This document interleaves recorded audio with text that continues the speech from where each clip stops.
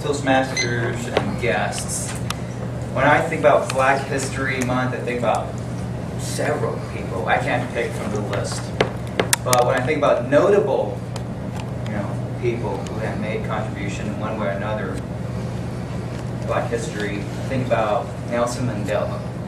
Now, I know it's been a while, but those of you who don't know Nelson Mandela, he had a belief of equality, right?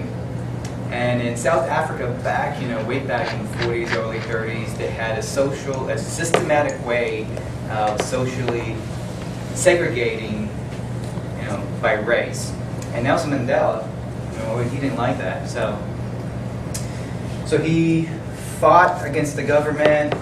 He petitioned. He picked up a lot of supporters, and throughout, his history of all the things that he accomplished and things that he tried to do to end apartheid, the government simply got stronger against him. And eventually, his initial movement was to create an equal society in South Africa without violence, sort of kind of like Martin Luther King.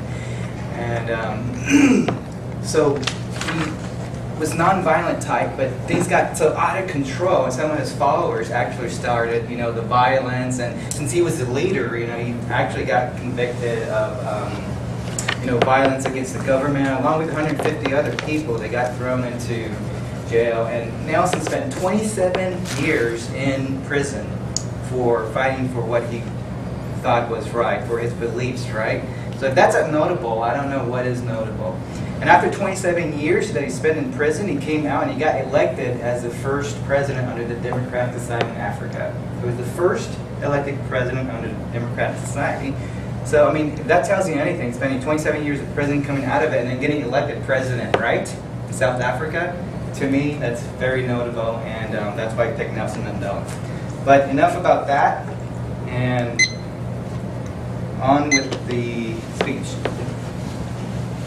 I will be presenting on asset deployment. And when you think about asset deployment, I'm not sure if you've been in a meeting or not. You're deploying some assets, and you're like, oh my God, no, not another asset deployment meeting, right? How boring can this be? So, I took a little bit of a different take on this. So, my presentation is going to be on asset deployment, a proposal for office kittens in the office, right? Office kittens. Everything that we've learned from deploying assets, how can we, change this up? So, let's begin.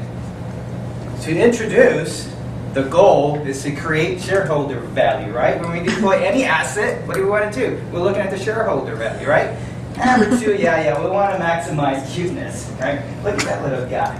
So cute. Look at his ears, flopping ears. How can you not say no, right? You have to say yes. And some of the non-goals, just to be explicit, so we don't want to reduce. We're not planning on reducing email spam or, data storage or any other stuff.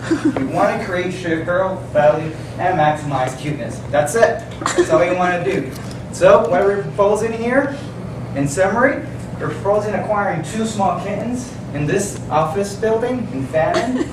So, what's expected? The kittens are trying to frolic, take naps, cuddle with each other, maybe other, occupants of the Fannin building.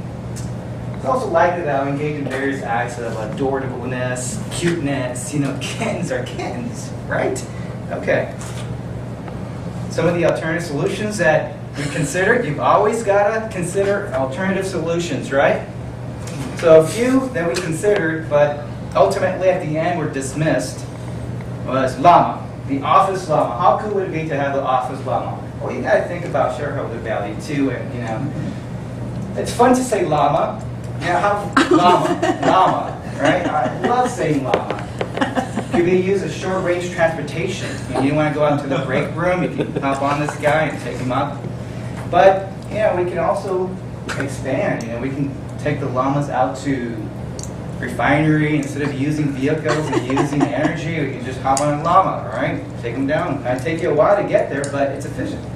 Or actually, it's energy efficient. But when there are too many cons. You know, they spit on people. They'll spit on your monitors. And nobody wants that. You know, when people start finding out that, you know, it's going to be no good.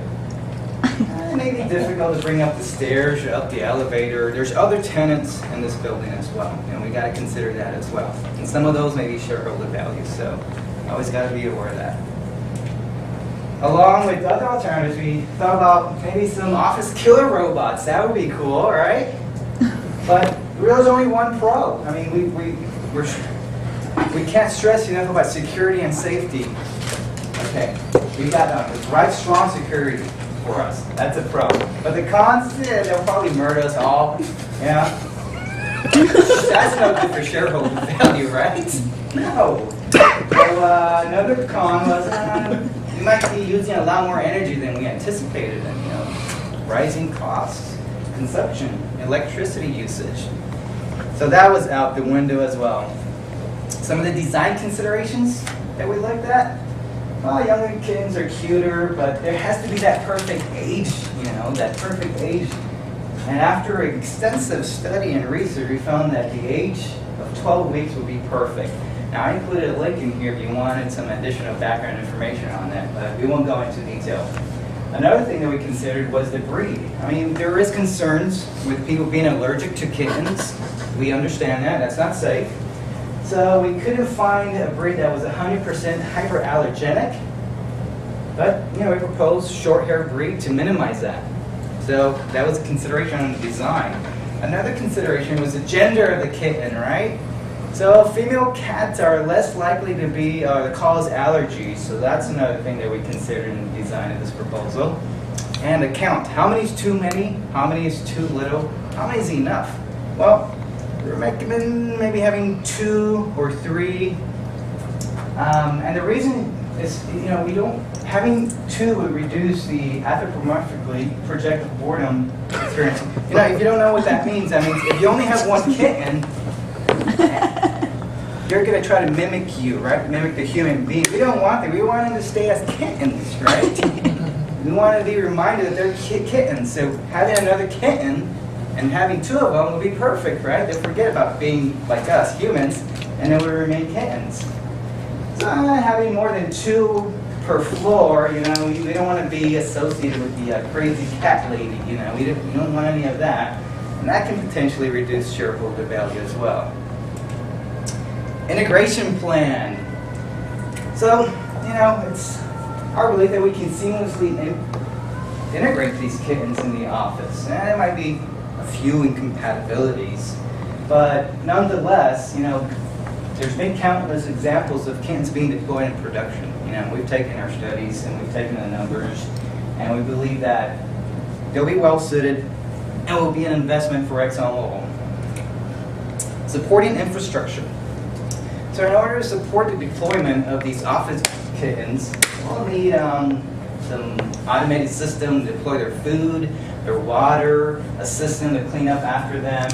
And we recently learned also that, you know, we have several people at ExxonMobil who have done this before, so we can utilize those resources as well. And with any asset deployment, you got to look for people that have done that in the past and have done it successfully, right? So installing, operating, and maintaining them in production will be no problem for us. Internalization plan. Dude, look at them, they're kittens, right?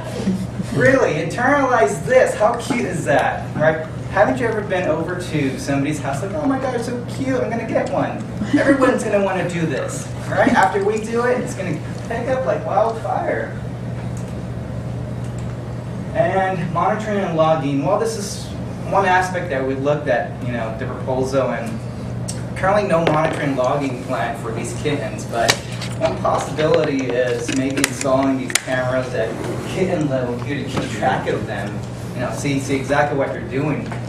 And another possibility was, hey, we'll just put a web camera on them. They're so tiny now, you know, you can put them anywhere, that we can log and track them and you know, maybe create some pattern statistics and trends and see if we can deploy this elsewhere.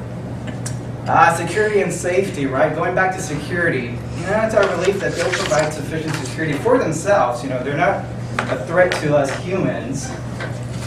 And safety, you know, kittens always land on their feet. You're looking at this picture and you're like, why does that kitten have toast on his, strapped on his back, right? Well, have you ever dropped a piece of toast? Does it always land on the butter side, right? Yeah? So the study that we conducted was we put a piece of toast on top of the kitten and we would throw them up in the air and make sure that those guys land on their feet and not on the toast side, right? So against all the studies that we've seen, with toast landing on the other side, this kitten's always landed on their feet. And you can't be any safer than that, right? So some additional benefits. I don't know, let's see. There's an existing body of evidence that we found to suggest that we can expect some additional benefits from deploying these office kittens. It's not only meant to be noted as anecdotal, but there's been some actually there hasn't been any peer-reviewed studies. So with that said, I think all the other information leads that there might be a significant gain or increase here in efficiency across all of our departments, from IT to accounting. Once we implement it here in our department, our floor, we're pretty sure that they could be deployed elsewhere. So that's the end of my speech, and most of my references come from David Brzezinski from Asana.